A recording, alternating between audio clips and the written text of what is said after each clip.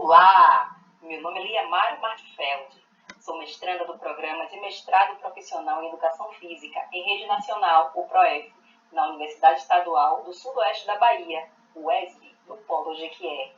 Como avaliação final da disciplina Problemática da Educação Física, ministrada pelo professor Dr. Roberto Godin, apresentarei um mapa conceitual sobre os principais problemas enfrentados pelas professoras e professores de Educação Física.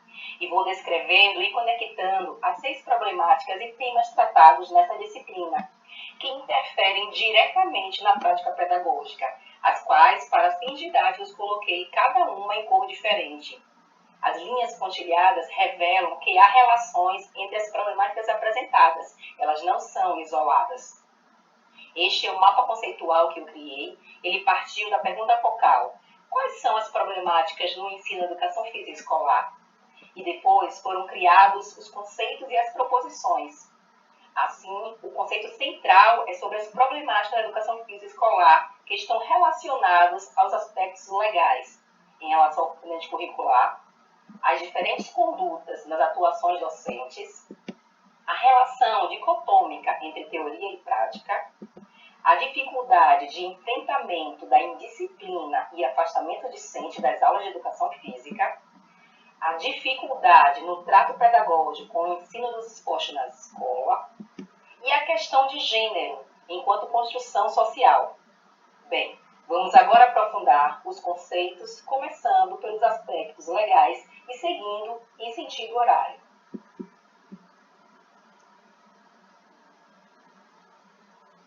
A primeira problemática diz respeito à trajetória do componente curricular em relação aos aspectos legais. Na Lei de Diretrizes e Bases da Educação, LDB, que foi a nossa primeira LDB, de 1961, através da Lei nº 4.024, a educação física torna-se obrigatória nos cursos primários e médio e para estudantes com idade até 18 anos. Em 1968, esta obrigatoriedade estende-se ao ensino superior através da prática esportiva, mas essa prática esportiva foi colocada com a finalidade de desmobilizar politicamente os estudantes. 10 anos após a primeira LDB, em 1971, através da Lei nº 5.692, ao passo que confirma a ampliação da obrigatoriedade do ensino, abre brechas para a facultatividade dos estudantes, que vai restringindo a obrigatoriedade da educação física para estudantes que trabalhassem mais de 6 horas por dia e estudassem à noite, que fosse maior de 30 anos, que prestasse serviço militar e que fosse fisicamente incapacitado, o que deixa clara a ideologia capitalista de servir ao mercado de trabalho. Para piorar essa situação, na LDB de 1976, com a Lei nº 6.503, foram incorporadas mais 2 alíneas, que são a facultatividade aos estudantes de pós-graduação e a mulher com prole, o que evidencia a dicotomia entre o corpo e a mente, entre a teoria e a prática. Outra problemática da educação física escolar, como se a disciplina fosse apenas prática, tendo um fim em si mesmo, e ratifica a construção social da atividade feminina restringida ao lar, à família, o que também podemos relacionar com a problemática das questões de gênero. Apenas através da LDB de 1996, a educação física deixa de ser atividade para tornar-se componente curricular da educação básica, assim como as outras disciplinas do conteúdo, mas retrocede quando faculta a sua prática aos cursos noturnos e ao ensino superior, assim como deixa brechas também para que as aulas de educação física sejam ministradas por profissionais do magistério e da pedagogia, nas etapas da educação infantil e nos anos iniciais do ensino fundamental. Em 2001, o ensino da educação física em todas as etapas da educação básica passou a ser obrigatório, pois o termo obrigatório aí, foi incluído ao texto.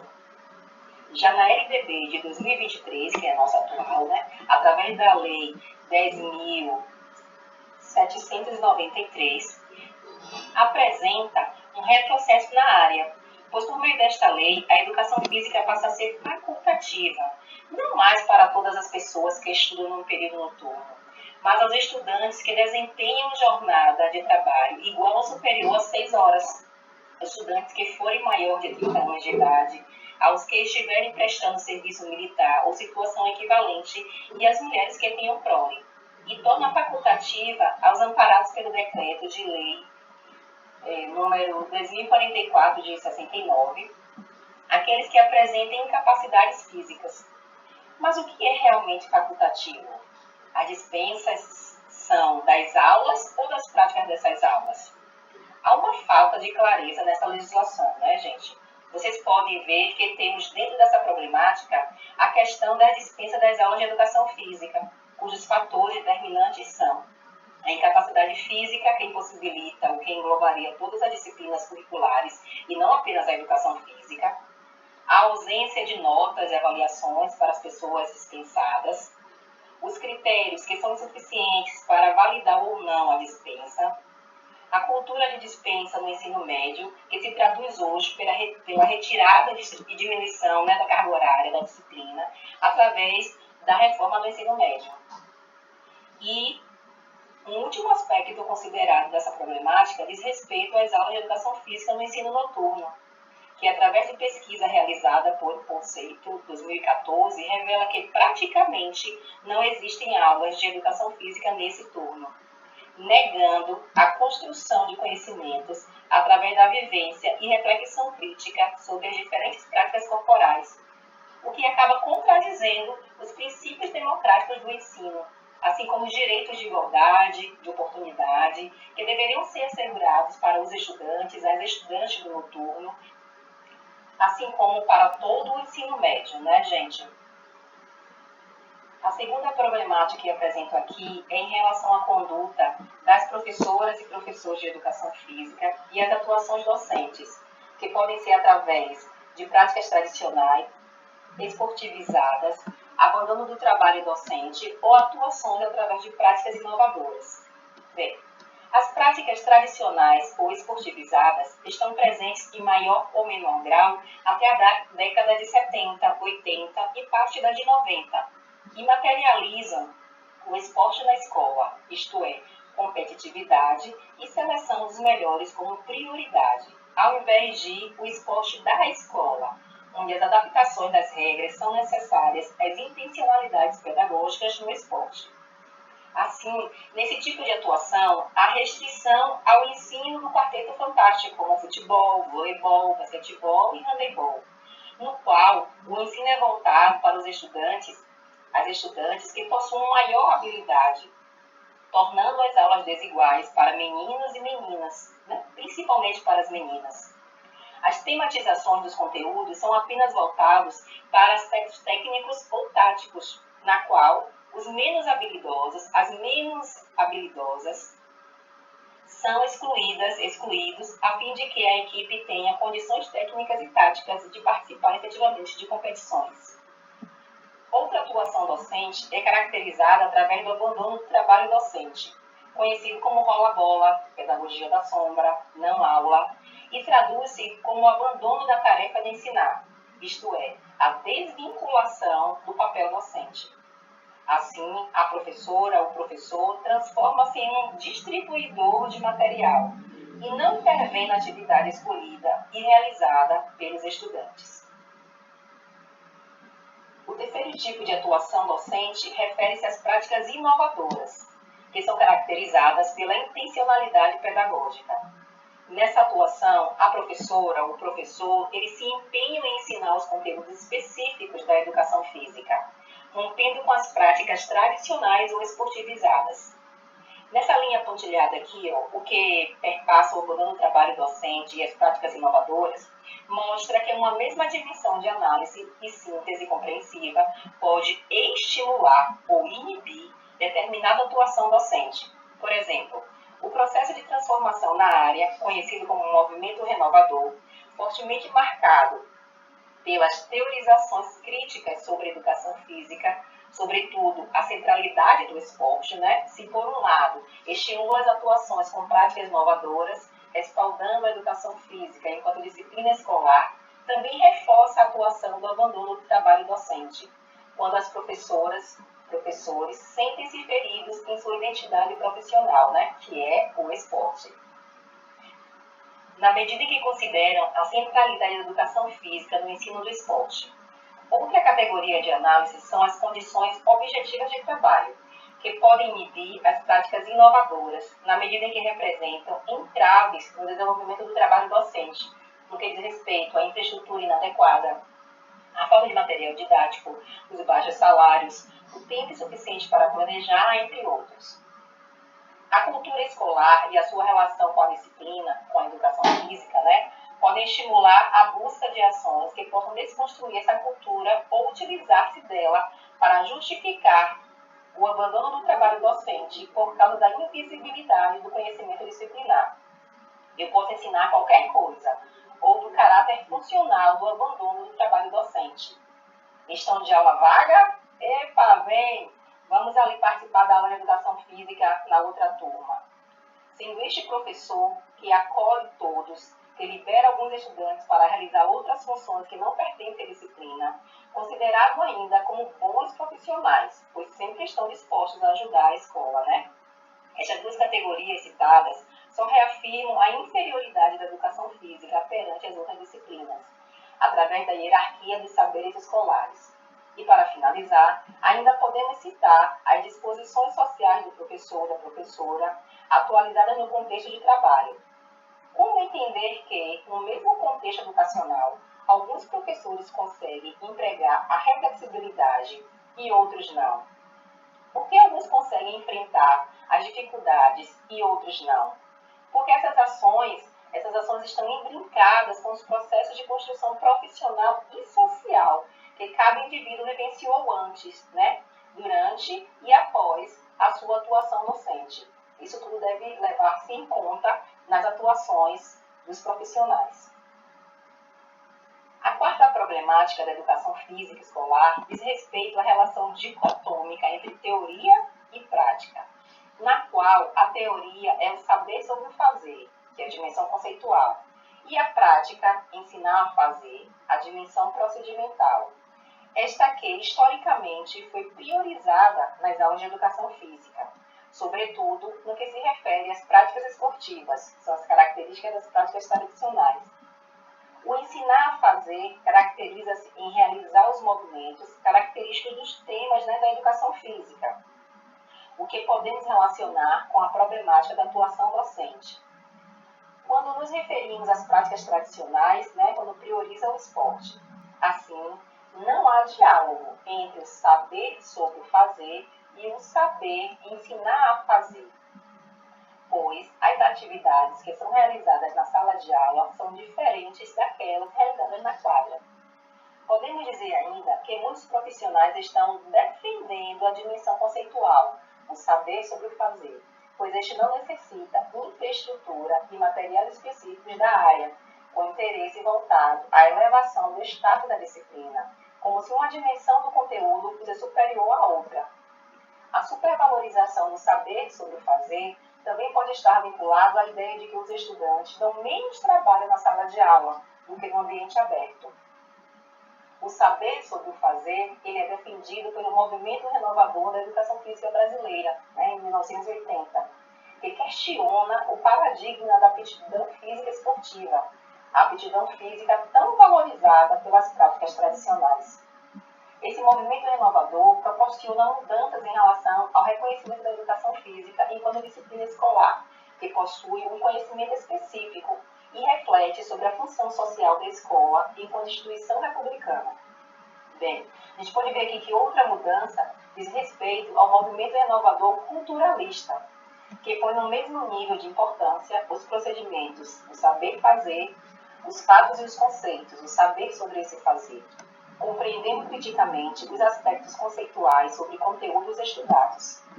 Assim, há um diálogo entre teoria e prática, isto é, as experiências corporais dialogam com o conhecimento sobre essas práticas corporais, o que nos remete a outra atuação docente através de práticas inovadoras, que potencializa a aprendizagem significativa sobre as práticas corporais. Nessa ótica, ao ensinarmos quaisquer elementos da cultura corporal, devemos ensinar sobre as multiplicidades e determinações daquele elemento, conhecer o seu histórico, como surgiu, quais as motivações, quais as relações com os dias atuais, quais as transformações, quais os benefícios e os malefícios, e com a mesma intensidade ensinar sobre o fazer, os movimentos inerentes àquele elemento, sem contudo buscarmos a execução perfeita, na medida em que não estamos em escolinhas de treinamento para nenhum dos elementos da cultura corporal. Nessa assertiva, os conhecimentos entre ensinar sobre o fazer na educação física escolar e entre o ensinar a fazer são indissociáveis. Nossa próxima problemática é a indisciplina e o afastamento discente. Problemas que precisamos enfrentar com diferentes metodologias, pois não comportam soluções simples, sendo motivados por múltiplas razões. Sobre o afastamento dos e das estudantes das aulas de educação física, temos alguns aspectos relevantes. A repetição dos conteúdos escolares ao longo da educação básica e ou a pouca diversificação desses, sendo o esporte o conteúdo central da disciplina. Como já foi mencionado, na atuação docente de professores com práticas tradicionais ou esportivizadas, onde predomina o quarteto fantástico e quase não aparece as outras manifestações da cultura corporal de movimento. Brincadeiras e jogos, danças, ginásticas de demonstração, condicionamento físico, concentração corporal, lutas e práticas corporais de aventura, como foram elencadas pela BNCC. Outro aspecto é o insucesso e a exclusão nas aulas, que ocorre através da não participação na aula, motivada por questões de gênero, preconceito enquanto construções sociais, que já abre outra problemática da educação física. Vamos ver mais para frente. E através da não participação motivada pela vergonha, que a vergonha pode ser prospectiva, que é aquela que o estudante recusa-se a participar por medo de expor-se e de sentir vergonha, ou pela vergonha retrospectiva, que é aquela que ele vivenciou experiências que lhe causou ou causa vergonha. Possíveis enfrentamentos para a problemática do afastamento discente devem ser voltados para atividades inclusivas e encorajamento de meninos e meninas, mais ou menos habilidosos, trabalhando a diversidade dos elementos da cultura corporal de movimento, através de experiências positivas e ações que freiem o aparecimento de preconceitos e atos de bullying no momento em que eles aparecem na aula. Essas ações nos levam a reproduzir metodologias que já são utilizadas em outros países, como a Sport Education e a aprendizagem cooperativa, que favorece um clima colaborativo nas aulas, que eles e elas se sintam responsáveis pelo próprio aprendizado, desenvolvendo ações individuais e trabalhos em grupos, aproximando assim todos os estudantes. Já a indisciplina é reforçada pela crise de valores na contemporaneidade, que são a inversão de valores morais e diversos casos de violência e incivilidade noticiados diariamente. Difícil é encontrar boas referências sociais que inspirem uma convivência respeituosa, justa e solidária. Mas, sobre a indisciplina, também temos em ambiente internacional propostas didáticas de enfrentamento, como é o caso do modelo de responsabilidade pessoal e social e o futebol callejeiro, da Argentina, que são regidos pelo respeito, empenho, autonomia, ajuda ao outro e transferência desses comportamentos para a vida. Diante desse cenário, percebemos que as propostas didáticas apresentadas podem e devem ser incorporadas à nossa prática docente, a fim de dirimir o afastamento e a indisciplina com ações que possibilitem a participação aplicativa da turma, dos gêneros, das habilidades, do diálogo, da tolerância, do respeito, dos valores morais, cada vez mais escassos em nossa sociedade. A próxima problemática, vocês já ouviram o nome desse, que é ora vilão, ora herói, nas aulas de educação física, que é o esporte. Assim, muitos foram e são os equívocos e questionamentos de como esse conteúdo devia ser abordado em nossas aulas. Sabemos como não devemos abordá-lo. A explicação das características do esporte na atuação docente, através de práticas tradicionais, nos dá certeza disso. A relação dicotômica teoria e prática evidencia que não devemos fazer essa fragmentação. As dificuldades no trato pedagógico com o esporte advêm de sua herança com o modelo esportivista, que era voltado para ensinar a fazer, objetivando a perfeição dos movimentos e gestos técnicos, desconsiderando a contextualização da prática dos esportes. O esporte era, e ainda é, em grande parte, conteúdo hegemônico das aulas de educação física, chegando a ser considerado sinônimo da educação física. Essa hegemonia é resultante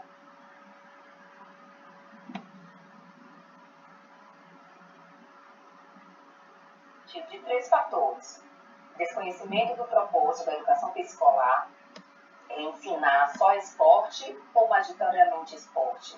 Não. O propósito é ensinar equitativamente todos os elementos da cultura corporal de movimento.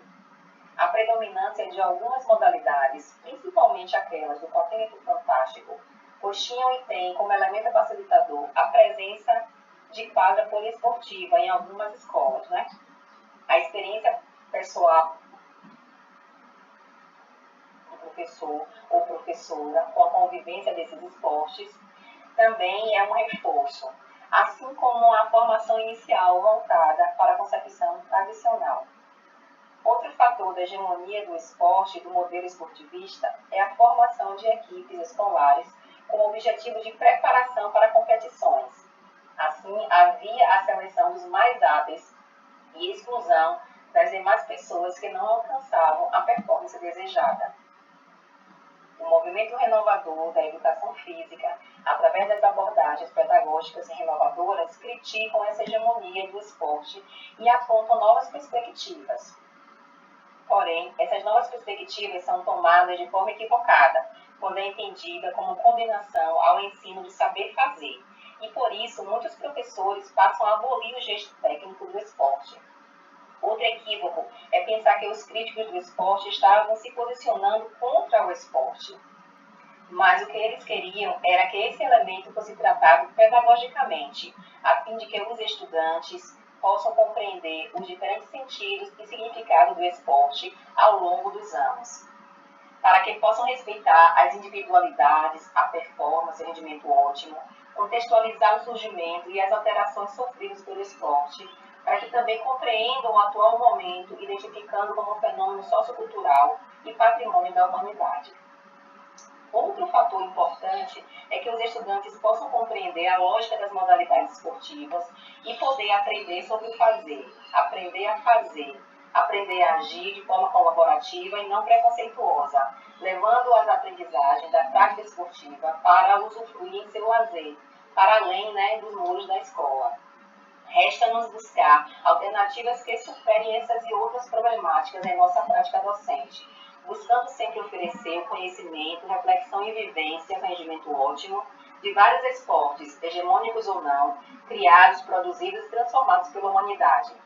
Nessa assertiva, devemos trabalhar o esporte em sua dimensão conceitual, procedimental e atitudinal, abordando sempre de forma reflexiva e crítica, não apenas o elemento esporte, mas todas as manifestações da cultura corporal, na medida em que o esporte é apenas um dos elementos que devemos tematizar em nossas aulas.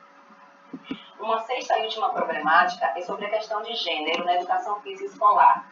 Sobre essa problemática, precisamos conhecer as delimitações sobre os conceitos, que são as 3 categorias, sexo, gênero e orientação sexual.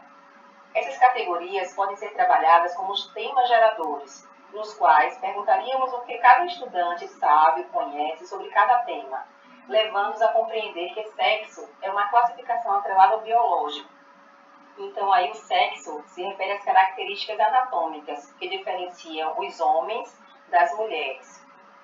Já o conceito de gênero, o gênero está relacionado às convenções sociais e culturais, como a cor e o tipo de roupa indicada para cada sexo, os comportamentos, atitudes e ações que devem ser realizados pela mulher ou pelo homem. Assim, o gênero é a condição social a qual nos identificamos como os masculinos e femininos. E a orientação sexual não pode ser interpretada pelo biológico ou pela forma de se vestir. Essa categoria refere-se à forma com que cada pessoa lida, expressa os seus sentimentos particulares com outros homens e outras mulheres. Nesse cenário, esses temas geradores entram como uma proposta de método de ensino, sendo o tema gerador o ponto de partida para o processo de construção da descoberta. Mas, então, o que tem a ver esses temas geradores, sexo, gênero e orientação sexual com a nossa prática docente? Afinal, não somos professoras, professores de ciências, somos de educação física. Muito bem.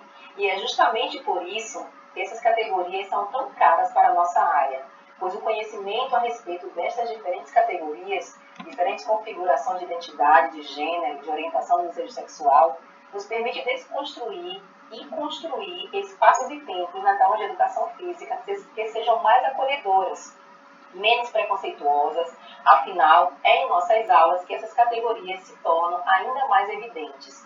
Assim, precisamos assegurar um ambiente seguro para que nossos estudantes possam se sentir respeitados, diminuindo o peso desses preconceitos, das relações e identidades socialmente construídas e historicamente modeladas, que oprimem os comportamentos de mulheres e homens. Aulas mistas ou separadas por gênero, em que pese não temos mais aulas separadas por gênero por determinação da lei. Observamos que a LDB, que apresentamos uma problemática referente aos aspectos legais, não fala sobre a importância das aulas mistas na educação física, como afirmam os PCNs, né?